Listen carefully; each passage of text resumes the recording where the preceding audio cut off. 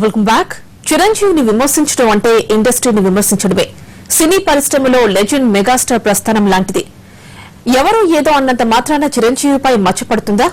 చిరంజీవితో ప్రారంభమైన ఎరా కొనసాగుతూనే ఉంటుంది.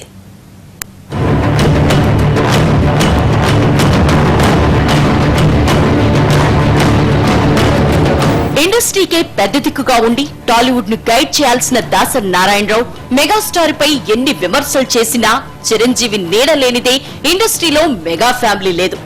పవన్ అయినా, బన్నీ అయినా, చరణ్ అయినా, నిన్న మన వచ్చిన తేజ్ అయినా అందరూ చిరంజీవి నాటిన మొక్కలే.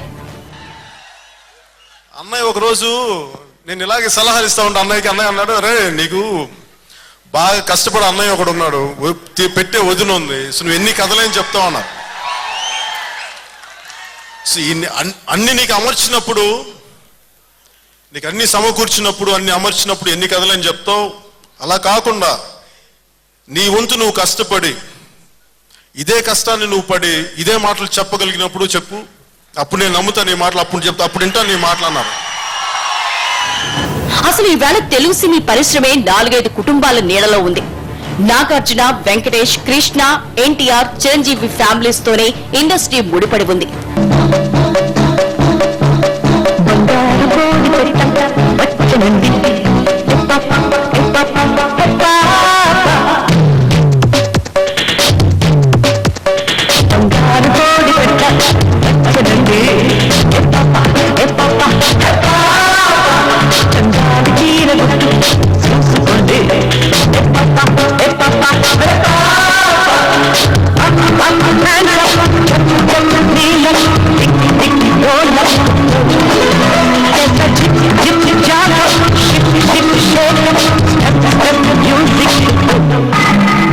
ఈ రకంగా చూస్తే 30% పరిశ్రమకు చిరంజీవి కుటుంబమే ఆధారం. తెలుగు సినీ పరిశ్రమకు సూర్య చంద్రుడిలా ఎన్టీఆర్, ఏఎన్ఆర్ వెలిగిన తర్వాత కృష్ణ, శోభన్ బాబుల శకం ప్రేక్షకులను అలరించింది. ఆ తర్వాత ఓ 30 ఏళ్లు తెలుగు సినిమాను ఏకఛత్రాధిపత్యంగా ఏలినవాడు చిరంజీవి. ఒక అతి సామాన్యమైన కుటుంబంలో పుట్టి అతి సామాన్యుడిగా తెలుగు చలనచిత్ర పరిశ్రమలో అడుగుపెట్టి ఒక తెలుగు చలనచిత్ర చరిత్రలో తనకంటూ ఓ సుస్థిరమైన అధ్యాయాన్ని సృష్టించుకొని ఒక నందమూరి తారక రామారావు, ఒక నక్కినేని నాగేశ్వరరావు, ఒక సూపర్ స్టార్ కృష్ణ, తర్వాత దాదాపు 30 సంవత్సరాల పాటు తనకు తానే సాటి, తనకు ఎవరూ తిరుగులేరు అనే విధంగా నంబర్ 1 స్థానంలో ఉంటూ ఈ రోజు కూడా మెగాస్టార్ చిరంజీవి సినిమా రావాలని కొన్ని కోట్ల తెలుగు హృదయాలు 1000 కళ్ళతో ఎదురు చూస్తున్న, కొన్ని కోట్ల కళ్ళతో ఎదురు చూస్తున్న ఈ రోజుల్లో చిరంజీవి స్టామినా గురించి మాట్లాడే స్థాయి నాకు తెలిసి ఎవరికీ లేదు. గాంభీర్యమైన నటనకు ఆ తరం నటులు పెట్టింది పేరైతే తెలుగు సినిమాకు స్టైల్ ని అలవాటు చేసిందే Chiranjeevi. Mass, class, comedy, sentiment, socio fantasy, అది ఇది అని లేదు. ఏ జనరల్లో అయినా చిరంజీవిని కొట్టేవాడే లేదన్నట్లుగా ఫ్యాన్స్ ఆయన్ని అభిమానించారు. చిరంజీవి కాలు కదిపితే డాన్స్, చెయ్యి విదిల్చితే ఫైట్ గా తెలుగు సినిమా పులకించిపోయిన రోజులున్నాయి.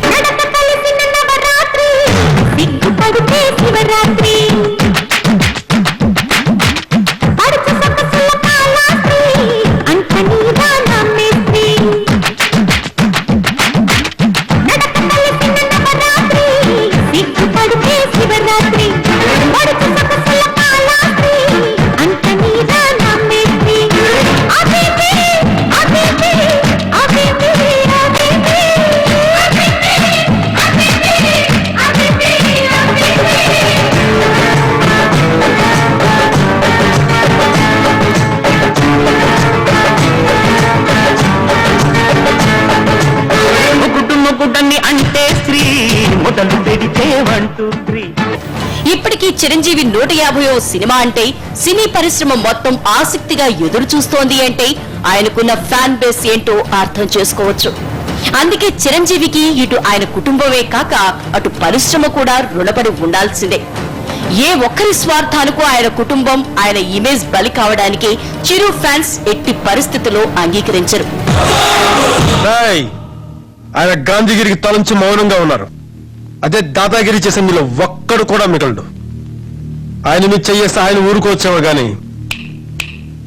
నేను ఊరుకోను. మీరు బ్రదర్ నేను మీ ఫ్యాన్ని.